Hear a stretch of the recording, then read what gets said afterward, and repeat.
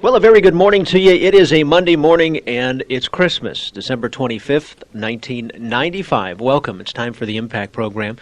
Impact is the in-studio guest format where we discuss a wide variety of topics. Tonight I do have an in-studio guest who has been here a time or two before.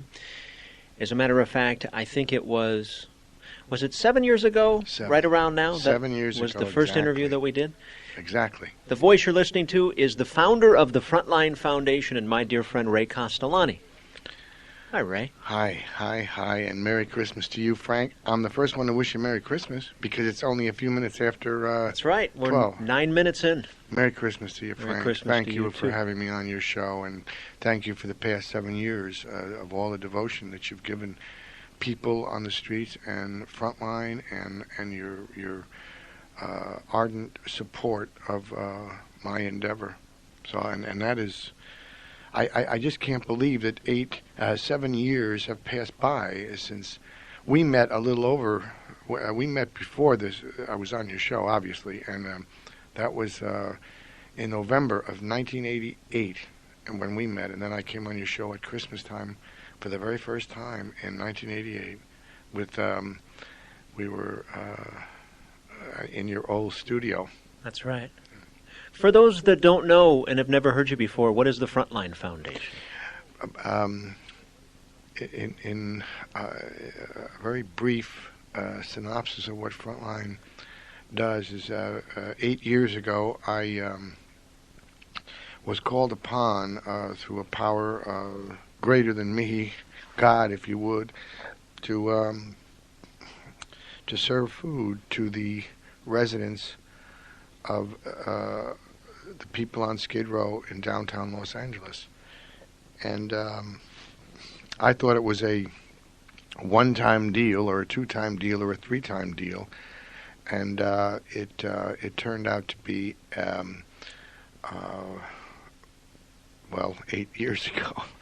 And when I was first on your show, I remember it was a big number. 40,000 meals were served. I said, you asked me the question, Ray, how many meals? I said, 40,000. And I remember you said, can you imagine 40,000 meals? I right. remember those words. I mean, it was awesome. And it was all put together with nickels and dimes and people, and people began to get involved and help, and et cetera, et cetera, et cetera. And the struggles were there. Actually, the struggles were with me as the years went on, through my physical self and things like that. But Frontline, basically, the premise of Frontline, the inception of Frontline, came to me on a very lonely trip in 1987, and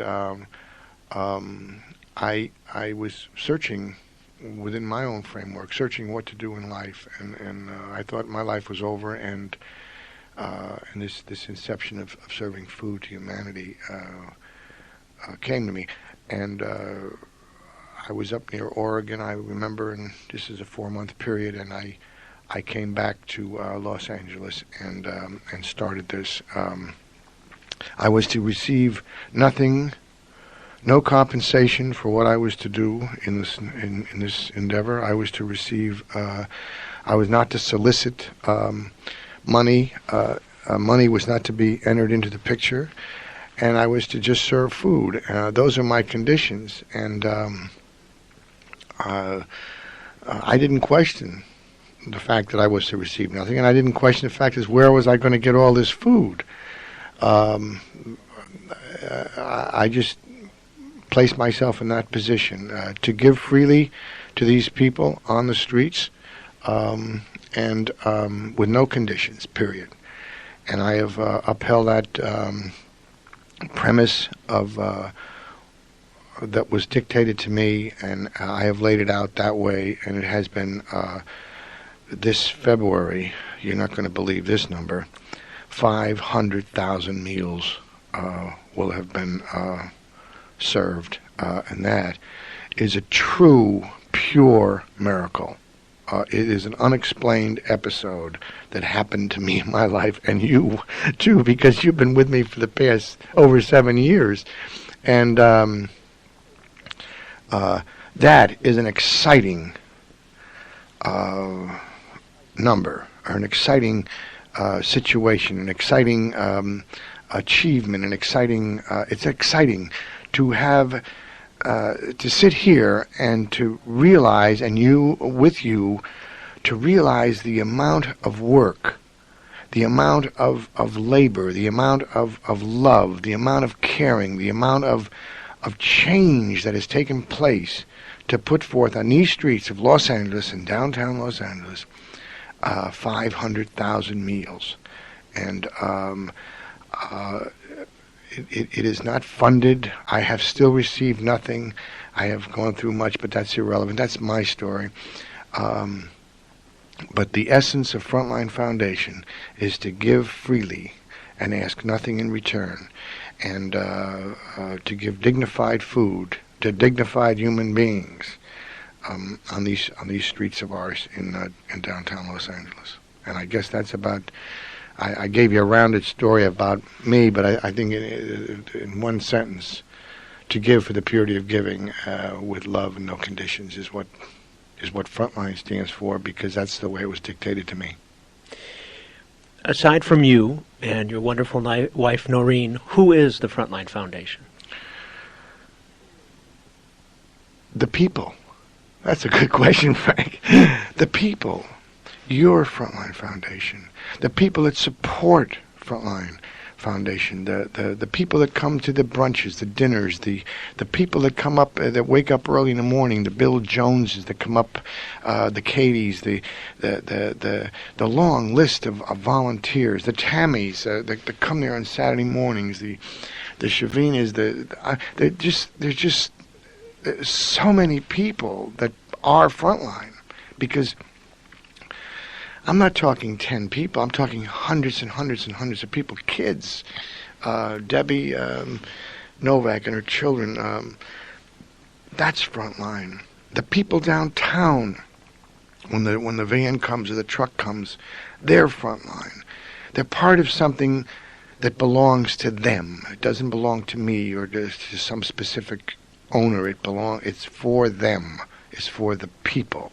And So that's a tremendous question. It belongs. I'll tell you, I would set this up in any major city of our country for free. For free, I would give it away for free. I would give everything I have for free. The knowledge which is able to serve meals. Probably I could serve without a doubt. I serve right now 5,000 a month on practically nothing. I would say. Some months it costs nothing, and some months it costs $2,000 or $3,000. But that's with no support. You can imagine if I got support, I could serve 10 or 15,000 human beings downtown Los Angeles, put everybody out of business for probably $3,000 or $4,000. That's a staggering amount of people served without having a tremendous overhead. No overhead is a secret. That's the secret of the whole thing. And volunteers put this together. They're proud of what they do. People are absolutely excited about what they do. Yesterday morning at Frontline, it was just buzzing with people, and people, yeah, right, with love and caring. Love is so vitally important. The caring for their fellow man. It's an opportunity for people to do something instead of talk about something. And so that's a beautiful question, Frank. People, that's who it belongs to. It doesn't belong to me. It belongs to God and the people. God knows what he's doing here. Because he got all these people, Frank, hundreds and hundreds and thousands probably, that are involved in this entity. I must keep it pure. I must keep it absolutely right on the single note, the high C, because that's what I represent. I represent purity and honesty and unselfishness and love. Therefore, that's what I demand of what we go through on Frontline. In the most horrid area of our city. I'm not talking about Beverly Hills or places like that, which this is the bottom of the barrel. This is the bottom of the barrel of our society, in our city, And there are many in major cities. They only carry this kind of this group, and I'm part of the group. You're part of the group. We're all part of it. And there's no segregation here. There's no feeling sorry for somebody that's down and out. I don't feel sorry for anybody.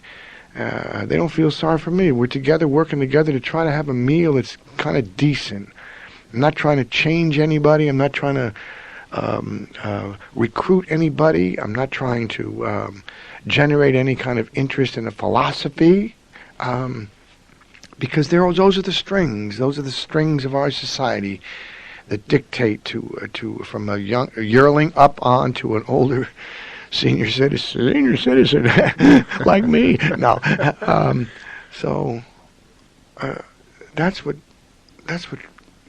Frontline is, or has come to pass. And you have been a true instrument to help. The LA Times has helped me greatly. I can't. There are certain shows I don't want to do. There are certain shows I won't be on. There's certain times I don't go downtown anymore with cameras anymore. That's not important anymore. But the LA Times has been marvelous to me, and you have been marvelous to me. So many people that have heard this show wait for oh yeah, Ray, I caught you. And to all those people, thank you, because I got a bunch of tangerines from Dan Newman, a guy in Norwalk, and he dropped them off here at the studio. So tomorrow I'm going to fill those bags up with fruit, and they're going downtown. But I'm excited. I'm excited about the fact that 500,000 meals have been served. I mean, that's impressive. I could have been sitting on my butt for the last 7 years last 8 years talking about how I want to serve food. When I get so situated, I can go serve food to the and I'd still be talking about it. And that's what the world is. They're a bunch of talkers. And I'm a strong advocate of doing action. Talking too much now, but well, that's the vehicle that we're in right now. What do you need from the listening audience? I would love, Frank, and this is something I would love to try. I've always asked for tuna fish, and I still need tuna fish. I still want tuna fish, so I'm going to ask for tuna fish. One small can of tuna fish costs roughly, you can get sometimes for 37 cents, but most of the time they cost about 50 cents. I would love, this time, one can of tuna. Now get this, I'm going to make this real easy. Well, worth 55 cents. You can wrap it up in an envelope or however you want to wrap it and mail it to me, to P.O. Box 570303, Tarzana, California, 91357. One can of tuna. I would love, Frank, I am so situated right now to take a step. Finances will be there, I believe. I would love to go from a current 60,000 meals served I would love to go to 120,000 meals served a year. I mean, I think that's right. It's just like waking up in the morning. But I need the excitement from the people wherever I go. I need it from the people from KLOS. I need it from your listeners. Now that's an action that's taken.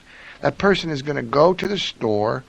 They're going to get excited about this one little can of tuna. It's 6.5 ounces. Not going to cost that much to mail it, maybe 60 cents or something. So the whole thing is going to cost you $1. I should find out how much it'll cost. I will. But in any case, and put that little can of tuna in the mail, send it third class, who cares? I mean, and send, that's an action. That's an action. That can of tuna that is sent to me in the mail, light chunk, it doesn't have to be, and can be generic, dolphin free, that's important. But they will have probably, out of the 6.5 ounces, I will be able to feed 3 people on that little can of tuna.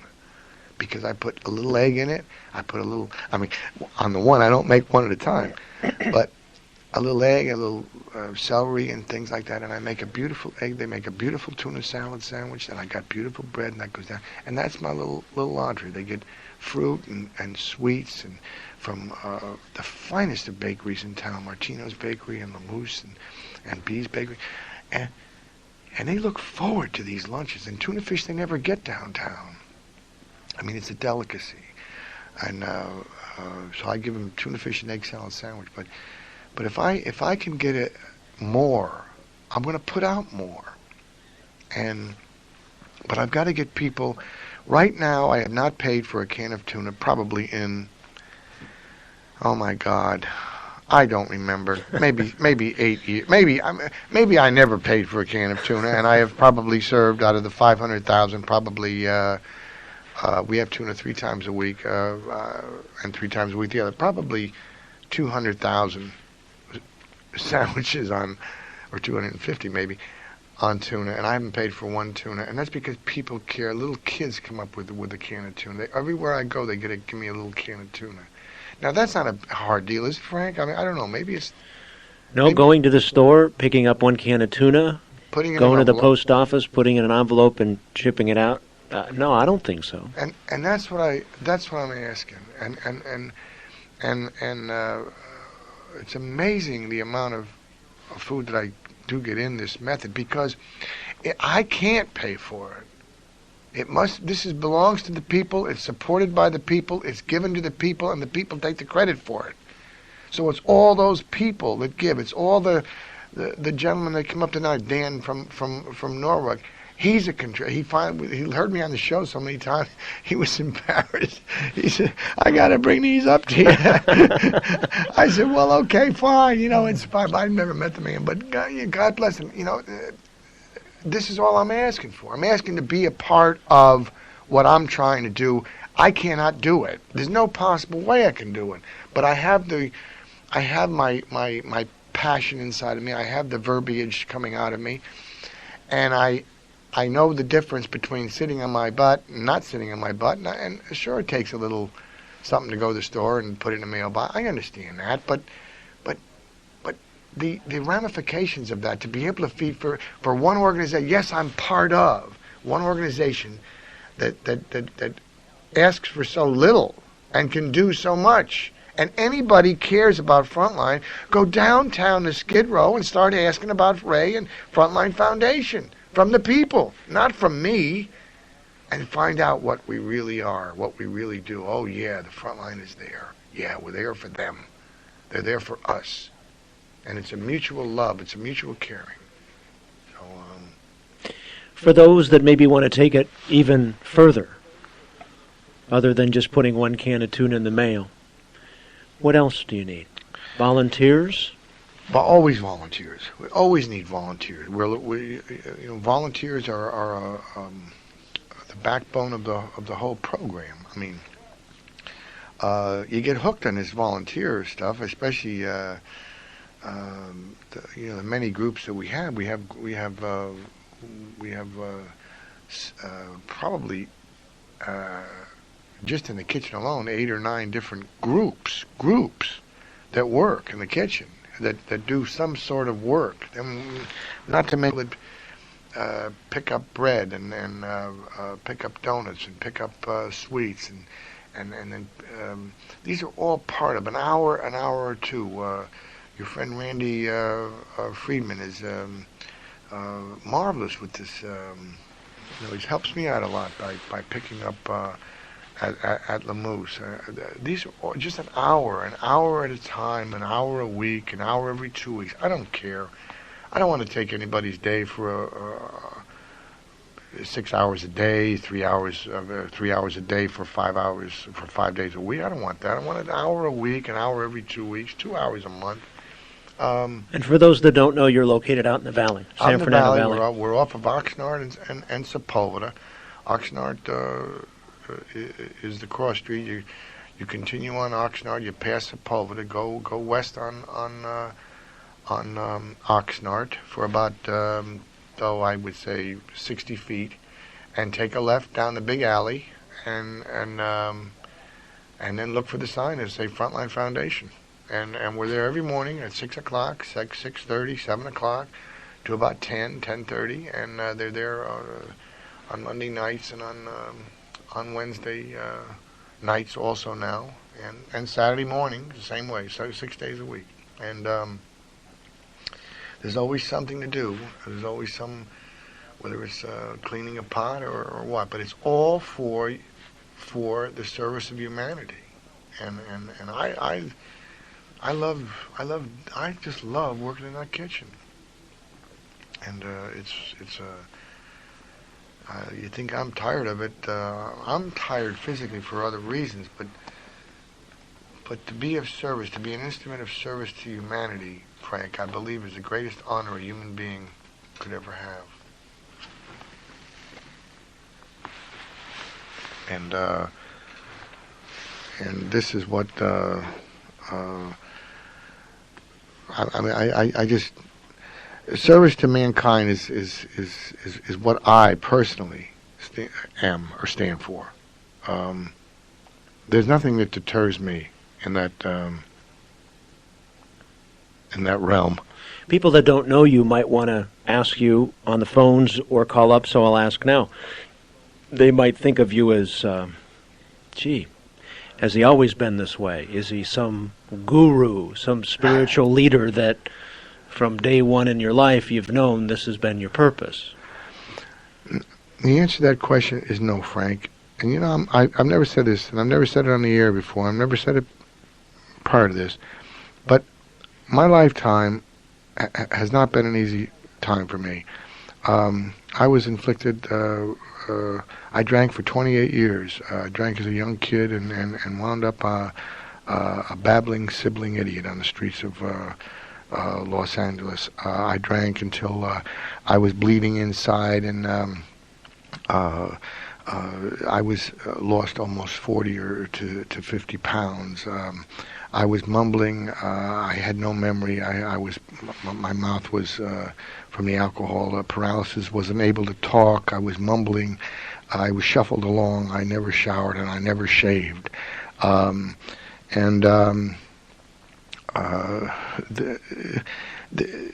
lied and I cheated and I stole and I was not a good father. I was not. I was just a lot of things that I'm not. I'm not even talking about it now. I'm not pleased to say that this was part of my life. I didn't kill anybody or I didn't do things like that, but it was just me. It was the demoralization of a human being. But I had my comeuppance. I had my comeuppance in 1969 when I wound up, so to speak, a babbling human being, a babbling child of God, you want to say it, but I was hopeless and I was helpless and I was sores on my body that would never heal up. This was the Ray Castellani that now is in a direct opposite ballpark of these things. I remember I have been burned deeply, and a burn leaves a scar. When you get third-degree burn, I have scars in my body from a burn, but my soul is burned. I have scars on my soul. I have scars in my mind, and I remember the agony and the pain of what it was like to surface in this situation of degradation for myself.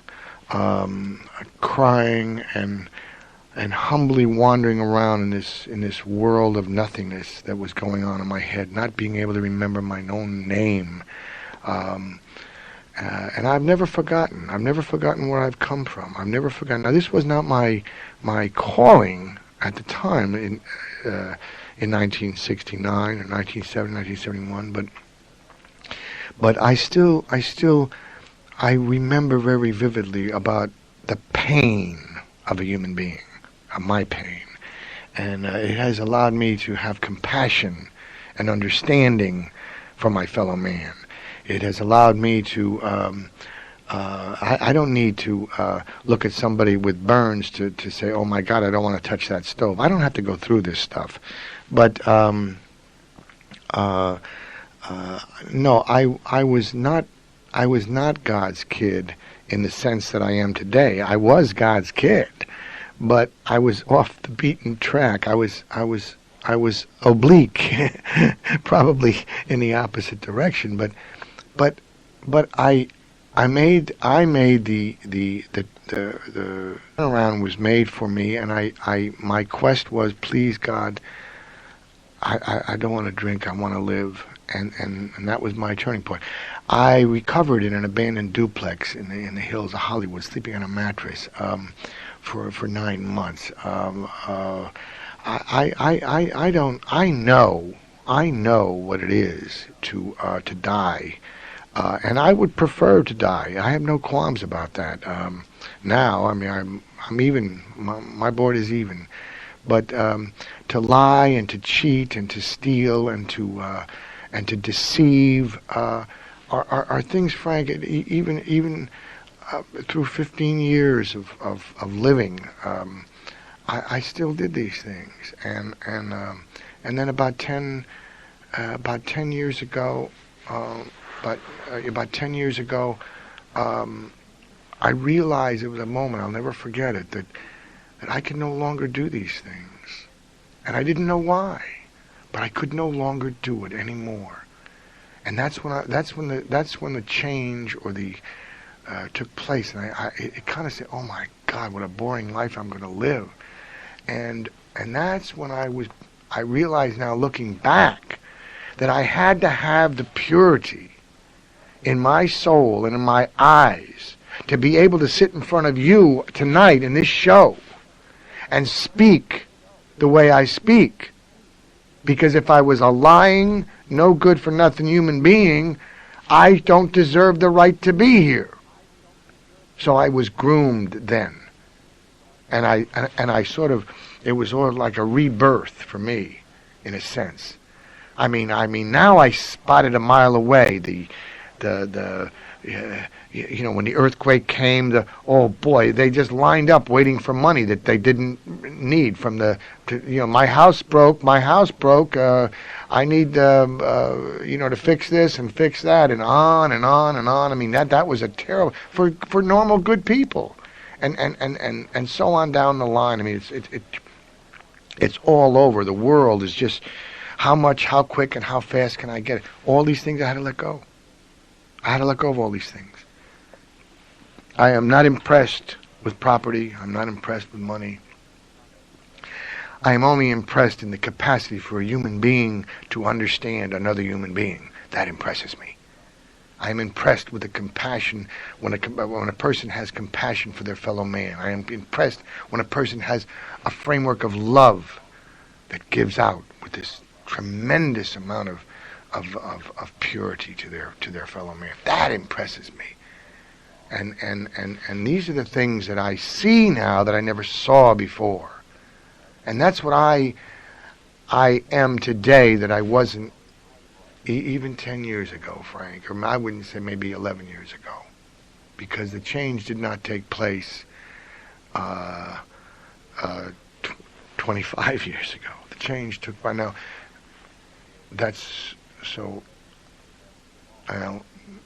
That's the way it was, and this is the way it is, and I like I said, I've refrained from saying things like that, because then people say, well, no wonder why you feed the people of Skid Row, and all that has nothing to do with it. That has nothing to do with my calling to do the will of God, like it was in the movie The Last Temptation of Christ. The Last Temptation of Christ. Where, is the will of God is to serve humanity, period. And in The Last Temptation of Christ, which was a magnificent example of not doing the will of God by Christ himself, and that's made such a hullabaloo about the people and the Bible and all that. It had nothing to do with any of that stuff.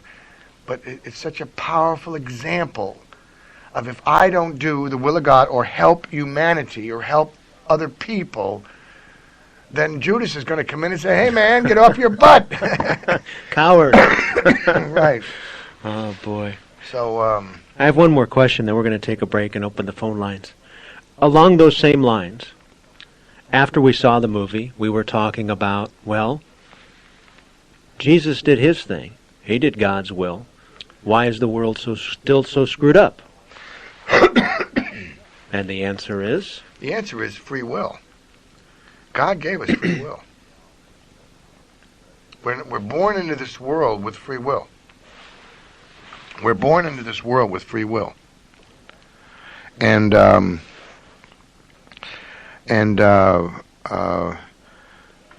I have a will. Whatever will I choose to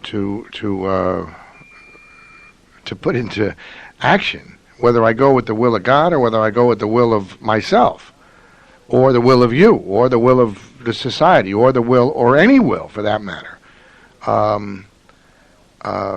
That's where I will be off. So that yes, everything is right there. Everything is right there in line, and the only thing that's off is me. And when I put myself in harmony or in line and with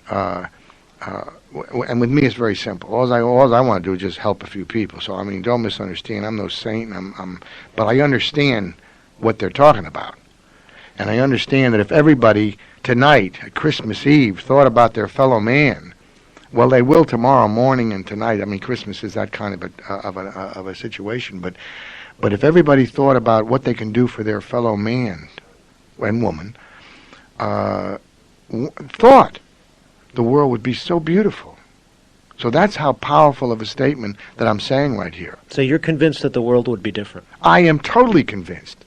I would stake my life on it. I would. Not only that, I know because I did Row.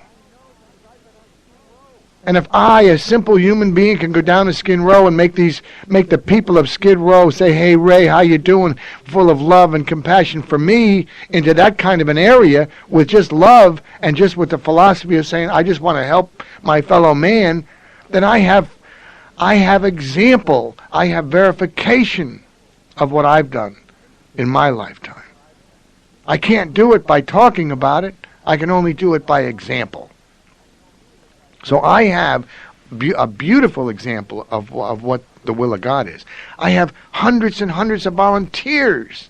I didn't start this thing. I didn't sit back and say, "Oh, let me think what I can do now to help God." I didn't do any of that stuff. I'm not like that. I just said, "What can I do to serve you today?" And that's all. And as a result of that, thousands of people, thousands of organizations, thousands of people downtown, volunteers, you name it, are all part of. And the ones that aren't part of are still talking about what they want to do, which is fine. I'm not trying to tell anybody they got to think this way. But we're given free will, a free will of either to help Ray, to help Josie across the street, to help babysit these kids, or that, anything to help somebody else. But it's not that way. Selfishness has permeated the world to such a degree that even the health programs are selfish, because they're all telling you to think about yourself first. If you don't put yourself first, you can't help somebody else. I don't use profanity, Frank, but that's baloney. That is baloney. I thought about myself for all my life. Every bar I went into, I never thought about the other person in the bar. How could I help somebody? Every gin mill I went to, I always thought about me. I sang that song, do, re, mi, me, and never got off it. And so selfishness is the most corroding principle of our time. And so until I can get over that, until I can think about another person besides myself, I'm going to be locked in for the rest of my life into that pit of selfishness. How much money? Where can I do? And fear. Oh, geez, the fear grips me when I think about losing my money and I think about losing my jobs and all this. Oh, my God, on and on and on and on and on. I mean, it's just a simple thing. I just went and I just fed a few people. because I was called to do it. Because the way in my head was cleared. I was free of self enough to think about somebody else. The hate that people have. The hate that people have. I hate the police. I hate this organization. We got more hate organizations going around than there are organizations. I mean, just join this group. Any group that's anti, join. But how about a group of purity? Let me join that group. This group is just founded on just helping another person today. How many groups of those are around? I don't find that many. Show me one. AA? I got the luxury to say that. But I mean, it's just everybody thinks about themselves. I'm here for me. I'm here for me. I'm here to save me. I'm here because I got to get saved. And if I don't get saved first, then the rest of the world can't get saved. Trust me, the rest of the world will go on without you. It'll go on without me. It'll go on without all of us. 50 years ago, all those people who aren't here today. They're dead. And the world's still going on. We're ruining it a little more, but it's still going on. So those are corroding fibers, Frank, that, God, it's Christmas and I'm talking like this. But I care, Frank. I care. Damn, I care. And I care about humanity, and I care about giving, and I care about love. And I must be an example of these things. Because I have... Come with me to Skid Row. Not you, Frank, but anybody that says, Ray, you're full of baloney. Come with me. And I'll show you. I'll show you firsthand what love can do. And the lack of hate. My God. Hate is a great motivator, too. But I want to sit in classes where they speak of, let's go out and help little old ladies across the street.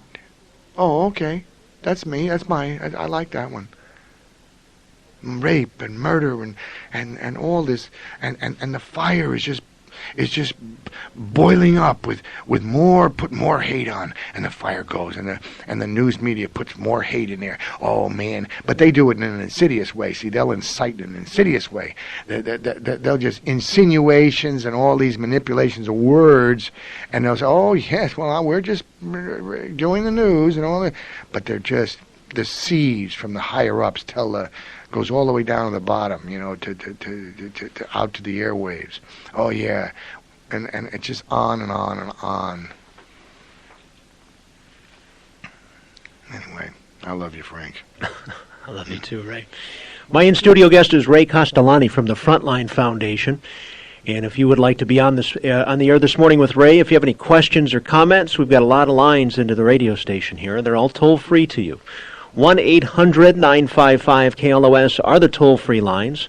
1-800-955-5567. Any questions or comments for Ray?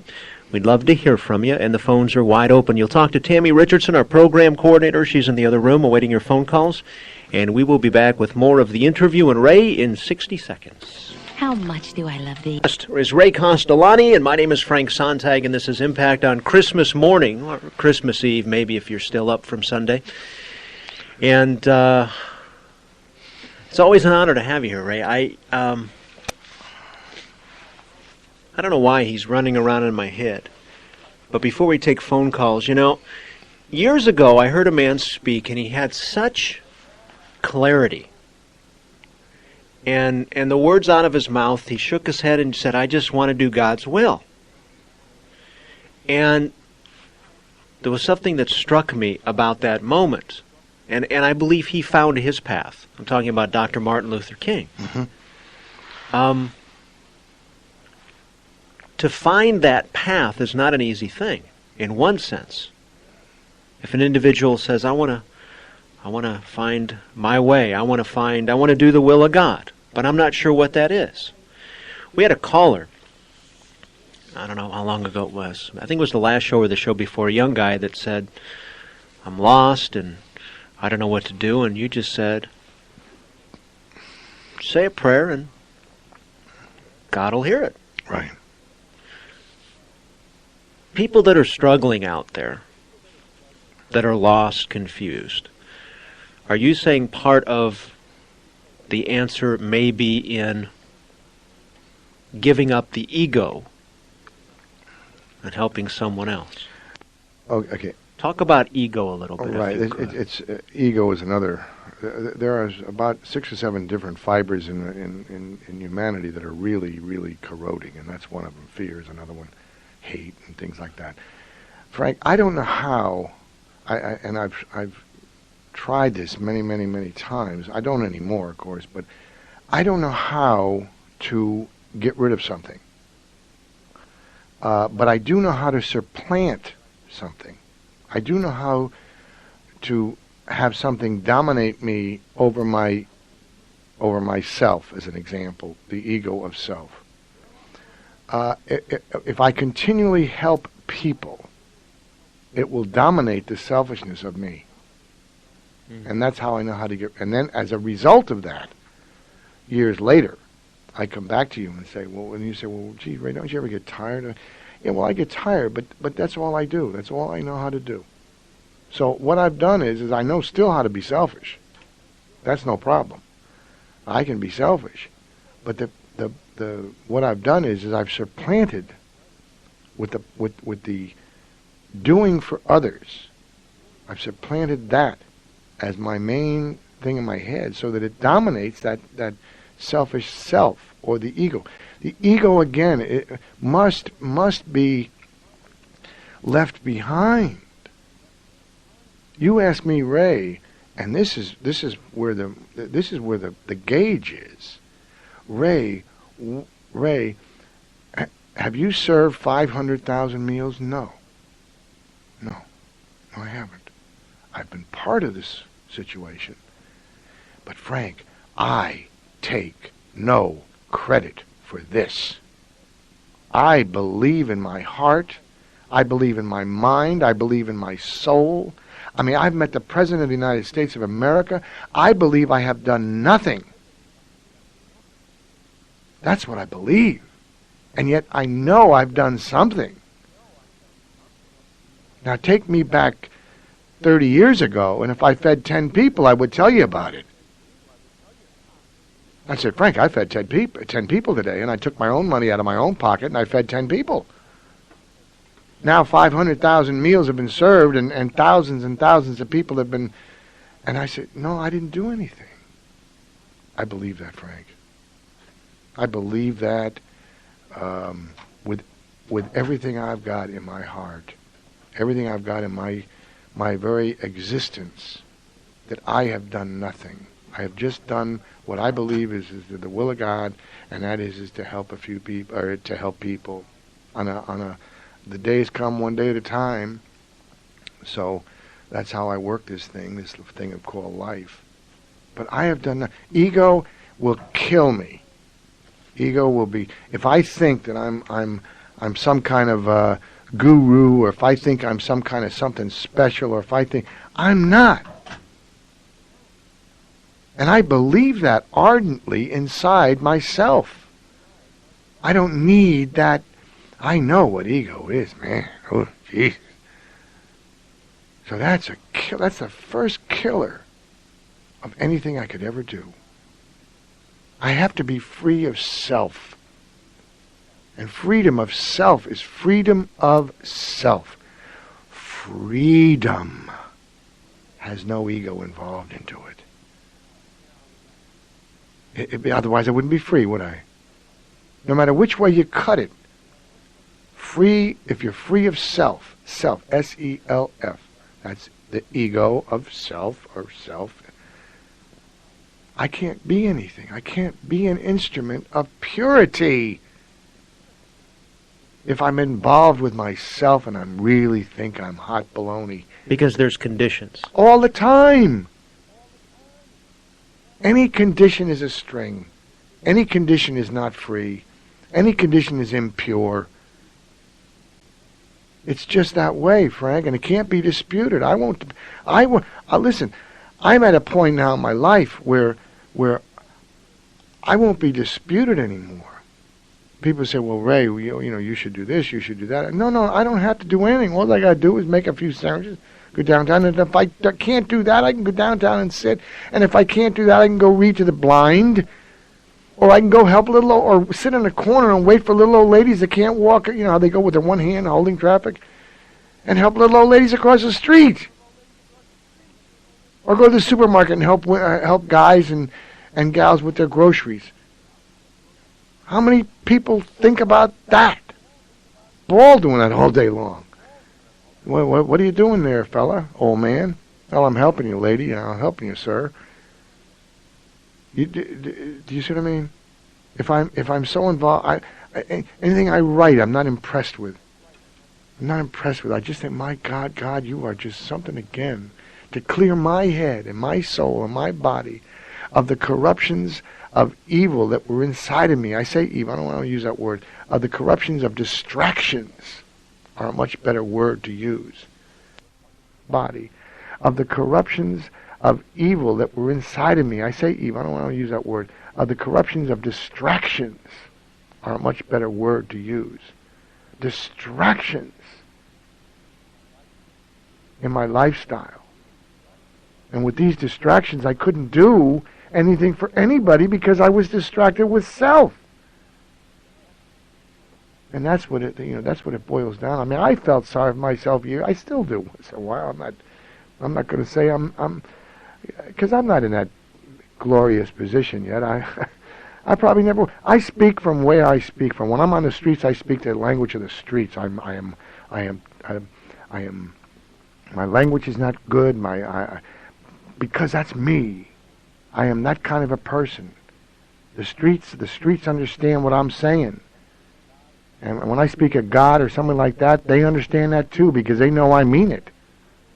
I'm not afraid to say anything about, the will of God and stuff like that. I mean, I'm just not afraid to say it because I'll bring you down and show you the example of that.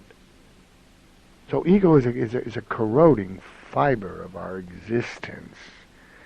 And these things must be laid aside or dominated by the new set of rules of life for me, which is just to give for the purity of giving. And ask nothing in return. That's it. I mean, it's so simple. You tell people again and again and again and again and again and again and again, hey, it's not, they're not going to learn anything. It's true. It's almost so simple that we don't get it. It goes right by, Mo. It went by me for a long time.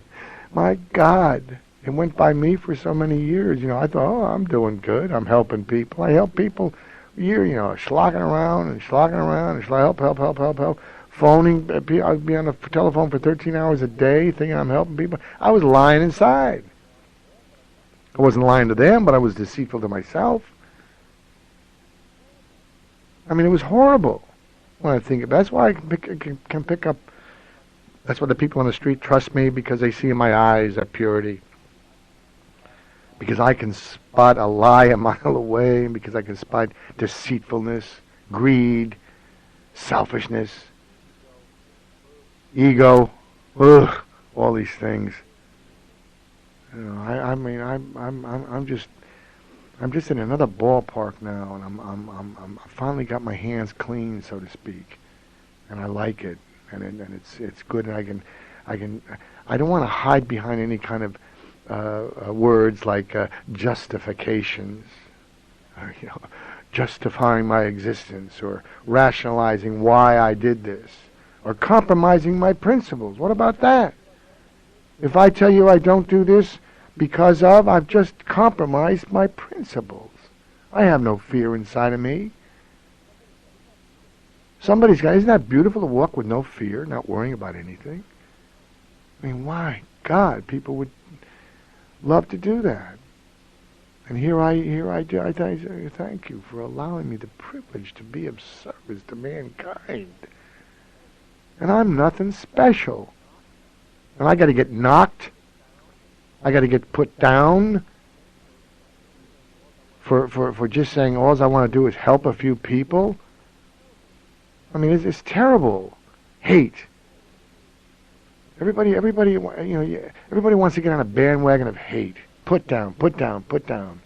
God, as long as we're putting down, we don't got to look at myself. And that's the way the world goes. I mean, the world goes around that way. And somebody's got to stand up. I mean, I've done what I've done. But I would like, I sometimes feel so alone. I feel so alone because I got to be embarrassed because I want to serve humanity. I got to be ashamed that people say, why are you doing that to these people? They'll never get any better. They'll never get any worse. And what's that got to do with anything? What's that? That's not my job. It's another condition, another string. And you know, if I give because I think I'm going to rehabilitate you, that's a string. It's a rope around the guy's neck. I mean, I love people that drink. I love people that don't drink. I love people. I don't have any segregation. It's another thing that's really hurts my insides. When people talk about blacks or whites or this group or that group, man, I'm just against all that stuff. Because freedom doesn't entail that. Freedom does not know color. Freedom does not know sex.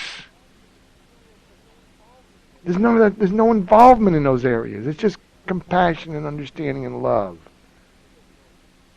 Freedom doesn't know if you're drunk or sober. Freedom doesn't know if you're skinny or fat. And those are my. I mean, this is what I so much because everybody's just gotten on that bandwagon of hate and segregation and destroyed our beautiful. I mean, movies. Hollywood is a great culprit of that. And I was an actor for 32 years. I mean, my God, the movies that they're coming out, the white man's burden. I mean, it's a disgrace to even. Why not put out something with compassion and love instead of playing these little tricks on people and putting more doubt in the minds? And have all these activists come out and say, let's speak of love and compassion and understanding for our fellow man. Instead of hate. Let the activists step forward and be activated into the world of love and compassion and understanding and tolerance for their fellow man. Then I am a true activist. Nobody does that without a string. Anyway. My heart's beating fast, Frank. Josh, you're on the air on KLOS. Say hi to Ray Castellani. Hey, Ray. How are you doing? Okay, Josh. Merry Christmas. Merry Christmas to you. Anyway, Ray, I had a question. Not too heavy. Not too heavy. Okay, you know, a long time ago you asked for a tuna drive, and I tried to get my school involved, and they were like basically like, why should we help, and why should we do something for someone else? It's not, you know, benefiting myself. It's not benefiting me or my family or my friends or any of that. So I tried, and the ASB voted, they go no, and we should try something else to keep it in our community. And this year in high school, I tried with Heart, and they go, oh, we'd rather have a holiday drive and keep the giving within our own community. And it was like, wow, you know, they really don't want to help at all. It seems like that. And it seems like it's kind of hard to motivate the people. And they're just like being totally selfish, and I don't know what to do to just like try and help. Well, Josh, let me say this, that you've already done it, number one. You've taken the initiative, you've asked, and you've done it. So your end of the deal is consummated. And that's all you got to do. You just got to keep trying and keep putting your one foot forward and saying, hey, if you get one can of tuna, send it to me, because that'll feed 3 people. Okay, and Ray? Yeah. I have another question. Yeah. My dad always says that you're not a giver because you give the sandwiches, but you're a giver because you deny yourself, and I have no clue. I do not get that at all. Could you explain it? I have no explanation of that. You have no explanation. Okay. Okay. Bye. He's entitled to whatever he wants to believe in. Yeah. Okay? Bye. Listen, Josh? Yeah? Yeah, just remember that 500,000 meals were served this week. Yeah, that's incredible. Okay, so you can tell them that. Yeah. Bye. Thank you, Josh. We appreciate the call. What do you want me to do? John, you're on the air on KLOS. Hey, Frank. Hi, Ray. How are you tonight? Hi, John. I'm sponsored by Randy F. I'm in my 70th day of sobriety today. And I've just finished my third step. I'm beginning my fourth. It's a tough time for me, with Christmas. I have a family in town. I'm not going to be getting together with them. I'm not welcome. And I found my higher power, but I heard a man speak in a church, and he said something that was very profound for me, personally. So when he said, when you empty yourself of self, you find God. It was amazing. But what my problem is that I'm going into action. It's the fourth step of my process of trying to get into a life again. And I've spent many years not having a life after many years of being selfish and self-centered. It's been a tough time doing that.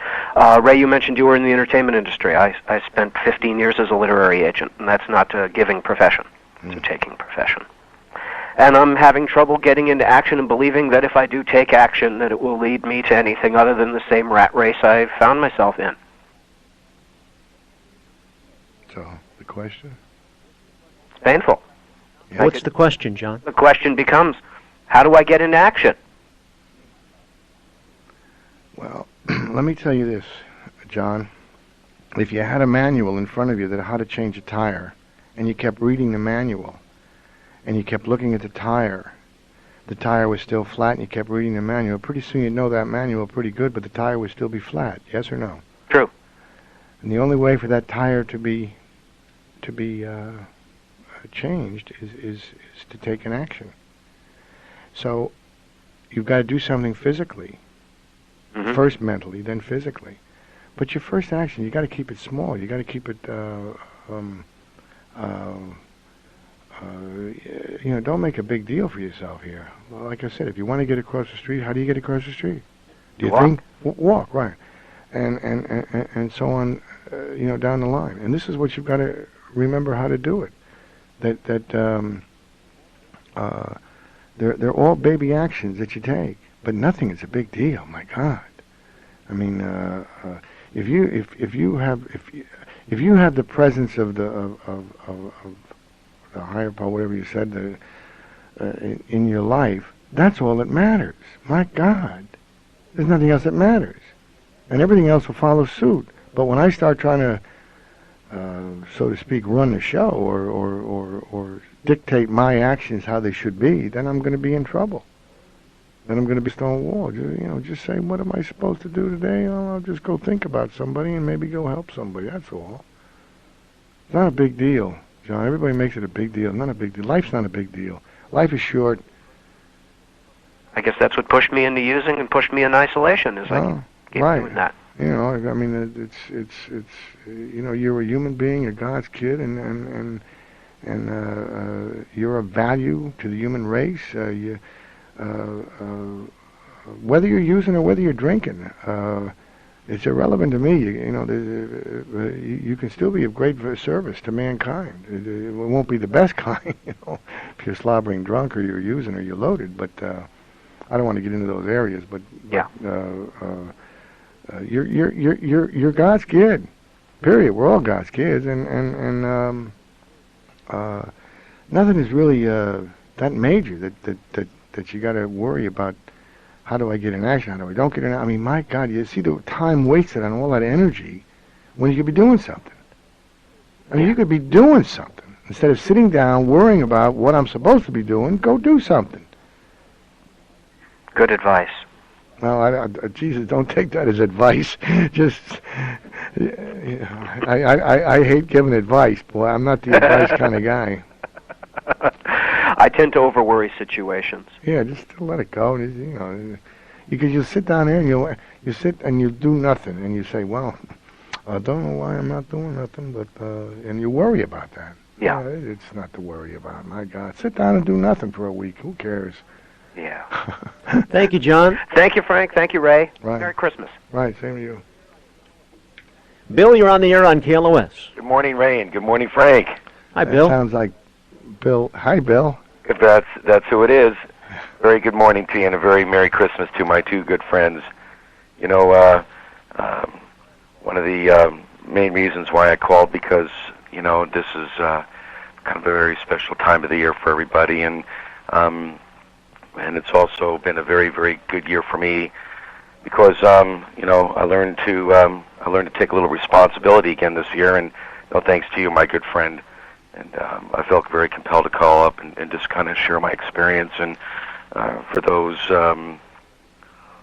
people that are listening and that have no idea who you are, the main reason why I called was to reinforce and to ensure those people who don't know you, Ray, or who think that Ray is just another holiday Saint Nick. I want the listening public to know that firsthand that Ray is truly a consummate humanist. To kind of paraphrase it in those terms, if you don't mind. And truly, you're a person who really gives from the heart and really serving it up from the heart, and not just serving it up from deception and lies and empty ideas, which I think we seem to always have plenty of.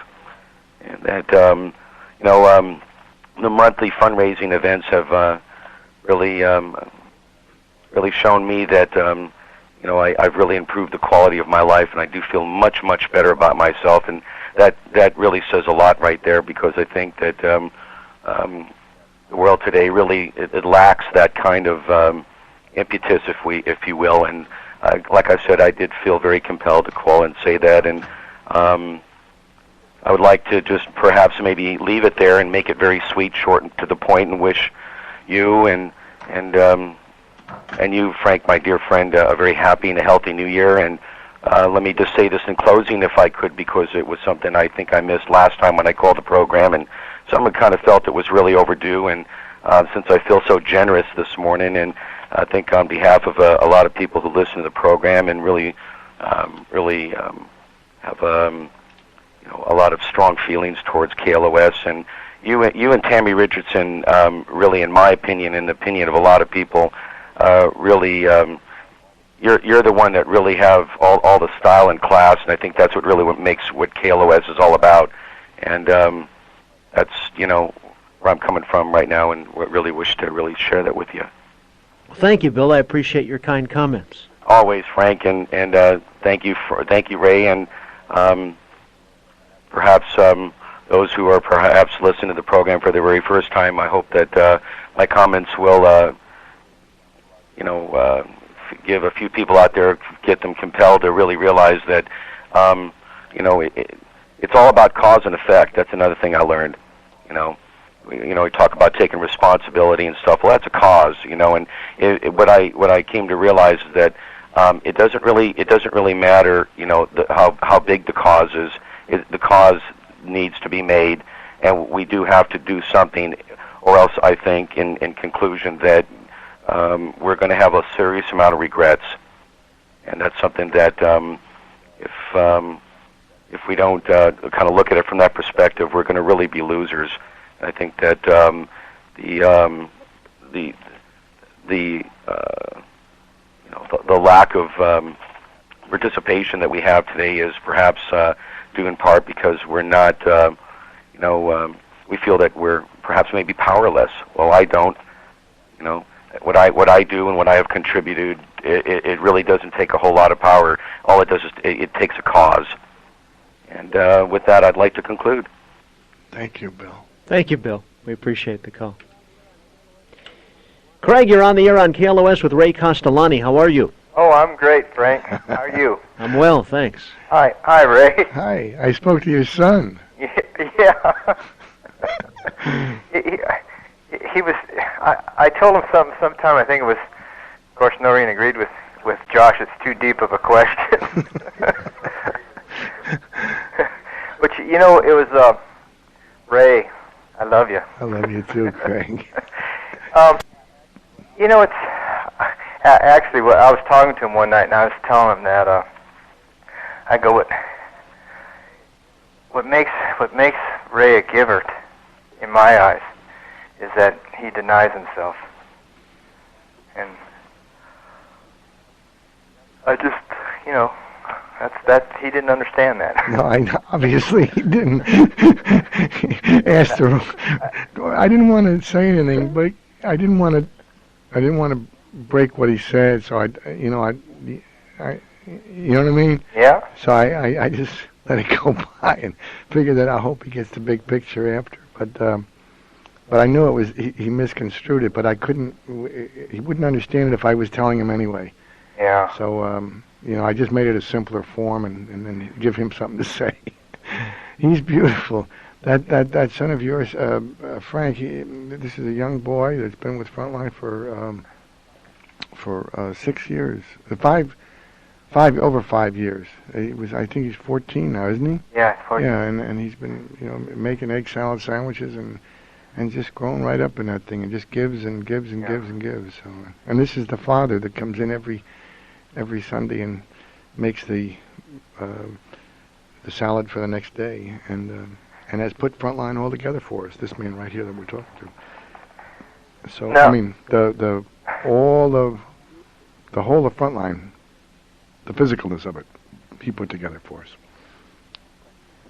Yes, my friend Craig. Yeah.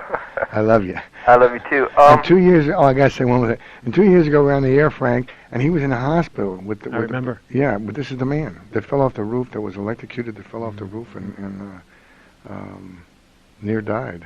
And so, I'm sorry, Craig. Oh, that's okay. I just I kind of lost my train of thought what I wanted to tell you, but it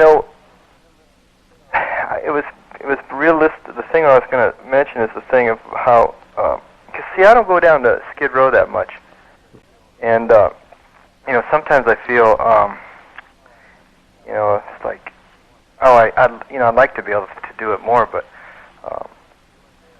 just the fact that what I'm doing there at Frontline, I just really feel like for me that God is equally the miracle is just as good for me as it is for them downtown. I don't know how to explain this. I've talked to you about this before, but for me, I really believe that God is very I don't know how do you say this. How he does with his miracles. He just does a lot with one little miracle. What?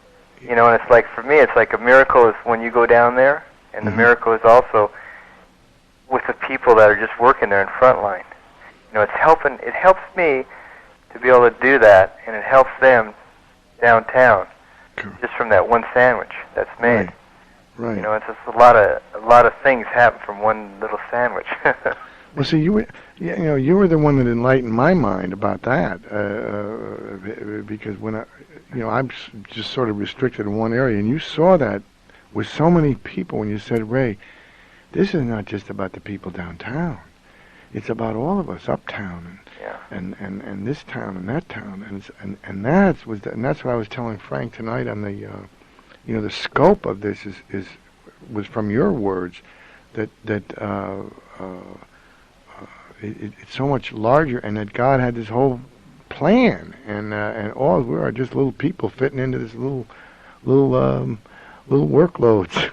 Right. And no, I 100% am in accordance with that, and that's the beauty of what has happened here, even in the past years. It's not the people down. It's the people. It's a conglomeration of everybody. Right. And that one time we were putting a pipe in, and you looked at me. This is a beautiful story, Frank.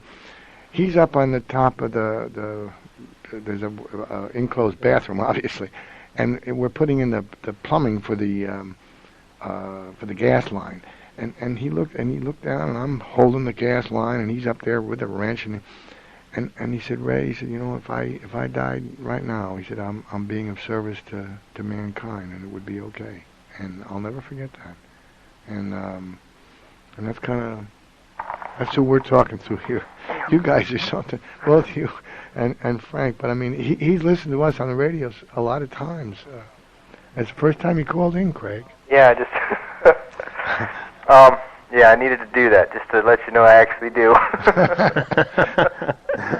But I I love you, and that's all I really can say. You know. That's enough, Greg. Yeah. You know, and I love you, and you're a beautiful man, and I thank you for everything that you've given me too, on a personal basis, and being an instrument, a true instrument to help me over a lot of hurdles. Yeah. So. Yeah, and it's just the sandwiches. The sandwiches is just a vehicle to take the love. Right. You got it. Yeah. All right. Okay, my friend. Merry Christmas. Merry Christmas. Merry Christmas to you, Frank. Merry Christmas to you too, Craig. Nice hearing from you. Okay. Bye-bye. Well, we get a lot of these calls from people. We're going to take a couple of more. Scott, you're on the air on KLOS. Oh, my. Got me off guard. How am I supposed to follow these last several callers up? Boy. Well, you can lead the way to a new bunch of callers. Well, number one, let me wish you both a very Merry Christmas. And is this Scotty B? Pardon me? Is this Scotty B? No, actually, it's Scott Youngblood. But okay, all right. Oh. You know me, that's why I might as well give you my name. But I have been very impressed as I listened this evening, and I couldn't help resist calling, or help but resist. Well, I called on anyway. Now that I sound rather stupid, No. I actually had a question for you. And that is, if you have had an inclination to write and you've written all your life but never attempted to have anything published, and you want to do a service by trying to get people like yourself an opportunity to have things published, how would you go about it? Are you asking Ray, or are you... I'm sorry, Ray. Yes, I am. How would I go about it? I know it sounds rather inane, but Scott, say it again in a lot of people. Scott? Yes. Say it again in a little different way, because I got lost a little bit. I'm sorry, Frank. I have been up too many hours. No, you're doing fine. Work construction, and anyway. You're doing fine, man. Don't be so hard on yourself. Say it again in a There different are way. a lot of people out there, which I think that there are, similar to myself, who have written quite a bit of material but never attempted to have anything published. For the sake of just the fact that we could get it out there, how can you come up with or would you be able to rather, come up with a cogent way of putting it together in such a way that it would be representative of all of the people involved and also representative of the people that never have a chance to get their works published? And if you could do that, how would you do it? I guess is the only way I can ask that. I think I'll let you answer, Frank. Sorry for the rambling. Well, no, that's okay. Think of a way of It's just no. That's a beautiful way, Scott. It's just that I am delinquent in the knowledge of that in that area, for sure. But Frank is more versed in it than I am. I would say this to you. Yes. In a sense, it's your dream, right?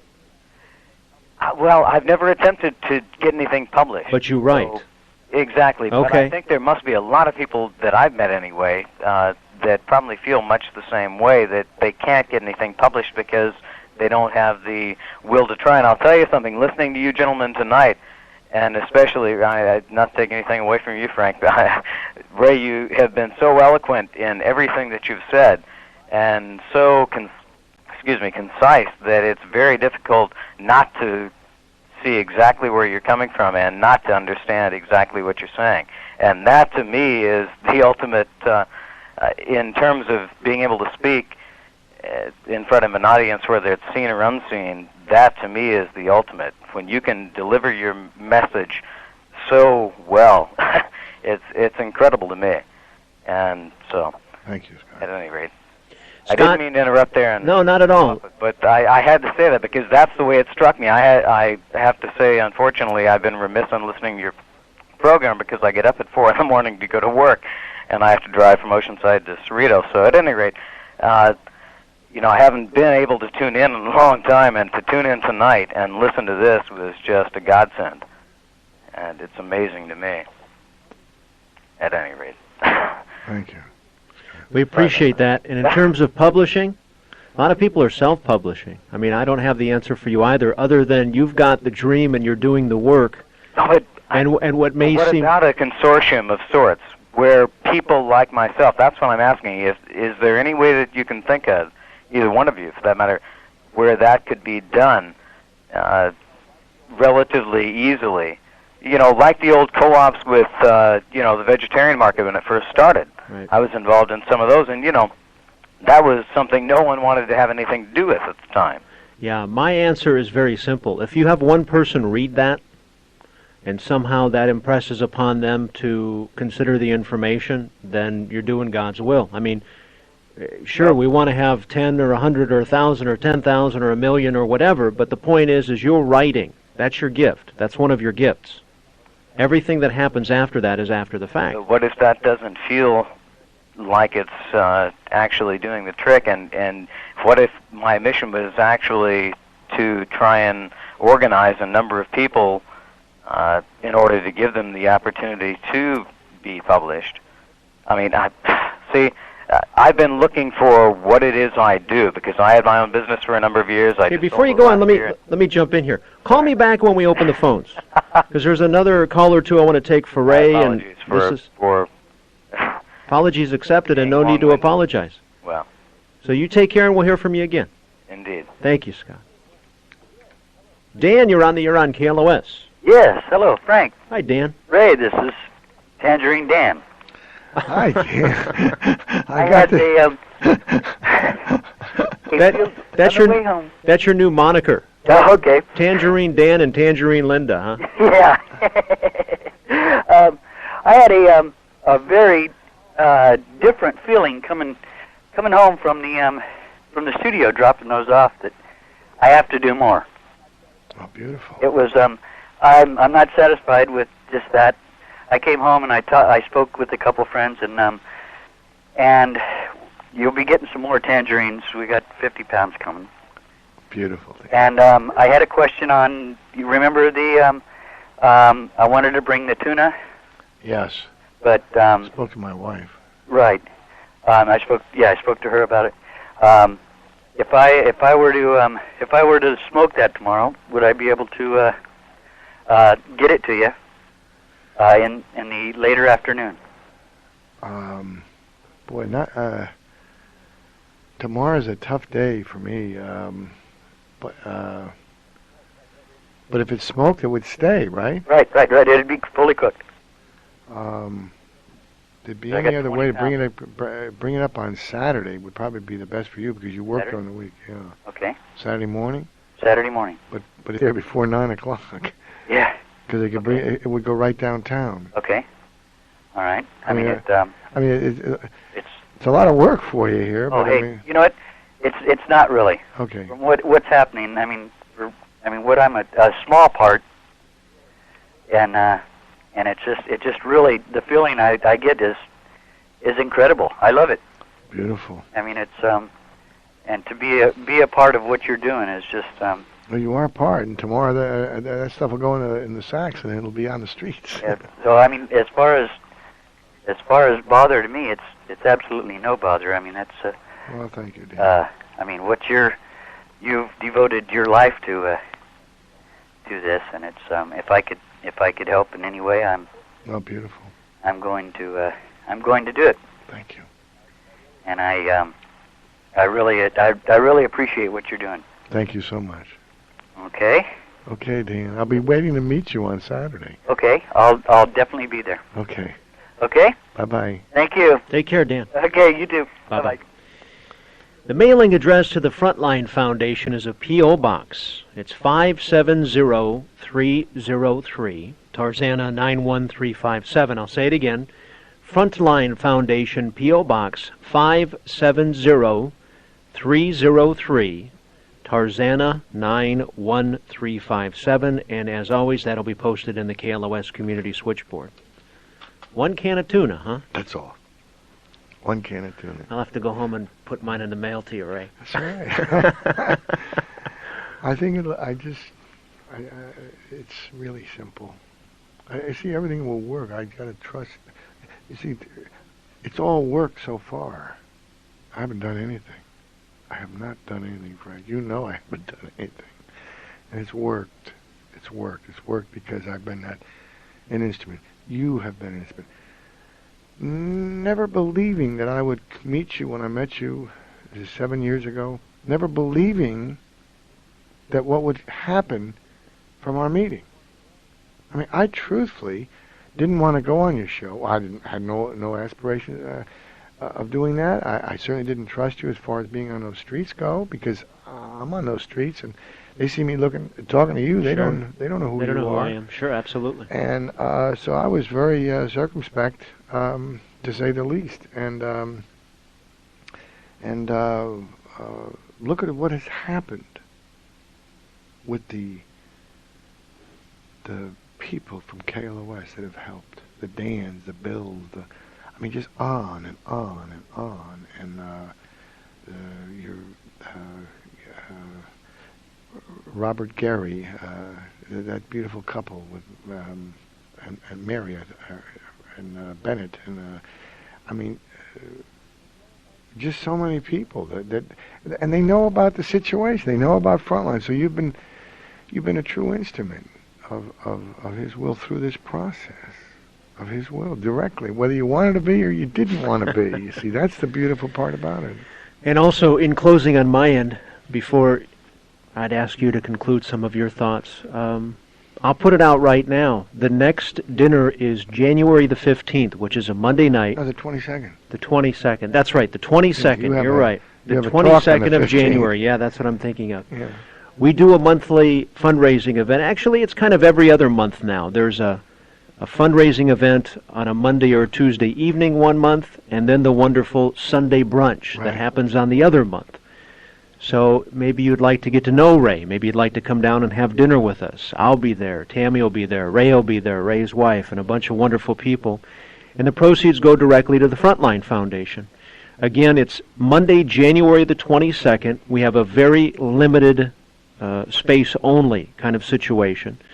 We keep it down to about 20 or 25 people, and if you have any interest at all in joining us, call me at my project and leave me your name and number, and I'll call you back and let you know how you can join us. My number is in the 818 area code.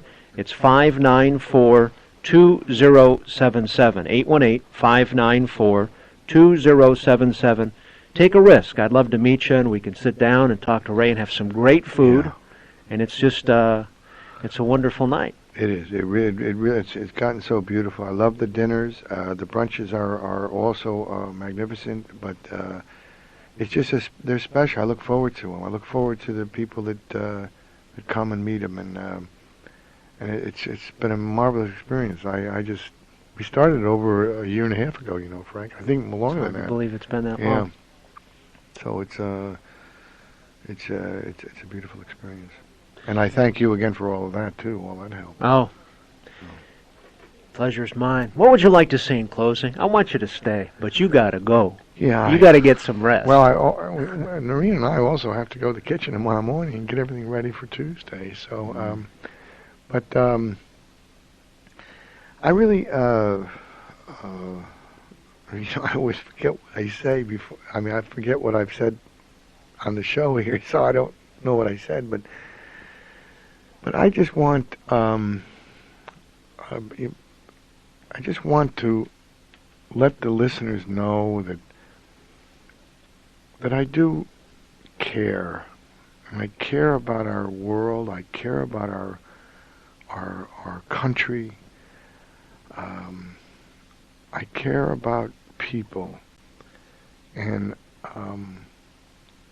it's important to me to stand up, even if I am alone. It's really totally irrelevant to me, because I'd rather stand alone with God than stand with the multitudes and be a loser. and I just want that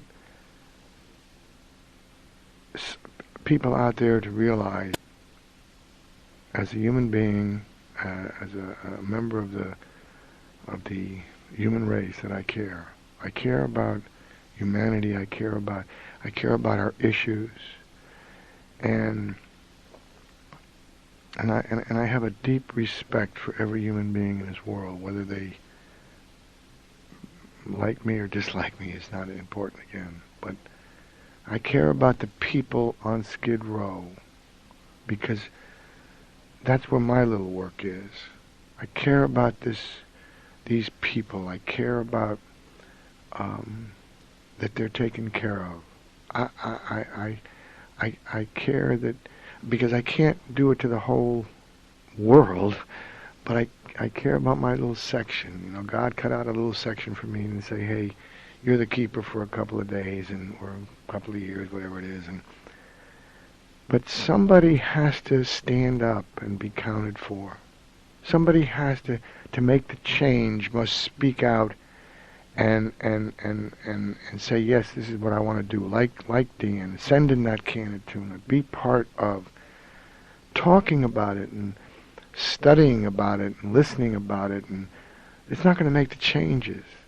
It's actually grabbing my fellow man or woman by the hand and saying, I love you, I care about you. And this is Christmas. This is Christmas 1990. Now it's going to be 1996 next week, but this is 1995. And there's a spirit still lingering at Christmas time. I wish it lingered all year long. But in order for the human race, and I'm saying this on your show, it's going to be taped, that in order for the salvation of the human race to be salvaged, to live on, we must come together. We must come together as a unit and not segregate our thoughts and our principles. There's only one set of principles. People will go right away listening, they'll disagree with that. But there's only one principle of love and one principle of compassion and understanding and tolerance. There's only one principle of equality. And this is what I stand for. This is what I believe in. This is what I'll die for. And I'm just want to say, I am thankful to God, as I understand Him, that He has allowed me the privilege to be able to feel like I feel toward humanity. And I have tears inside of me. I have tears in my soul. I have tears in my heart. I have unhappiness. And I have wonderment too.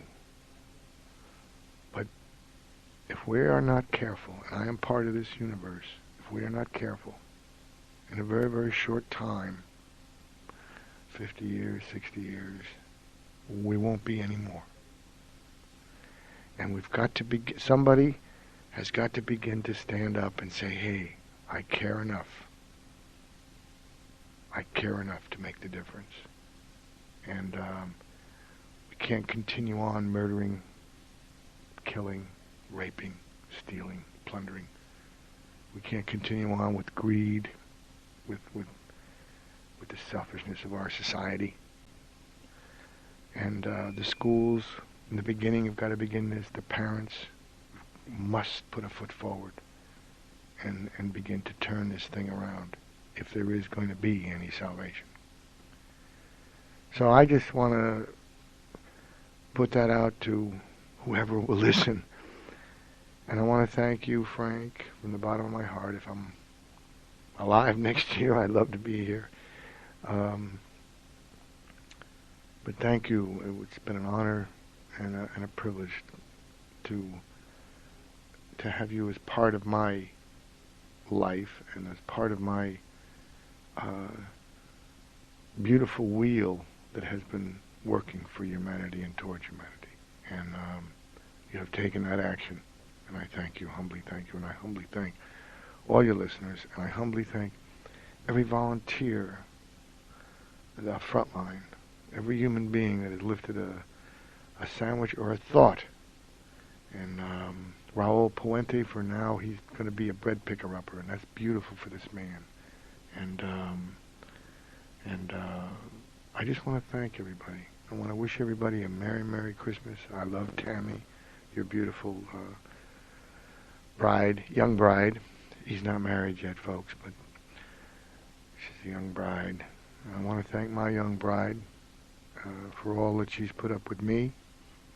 And even everybody was sick. Lynette, my mother-in-law, is sick in the hospital, and my God, it's we were sick this week, but it is Christmas. I love you, and thank you, Frank. I love you too, Ray. It's always good seeing you. And we'll have more after this, and I'll play this song. I don't know what I queued up, but we'll see you soon. Okay. We go all night till 5 o'clock, and we'll be back. This is KLOS.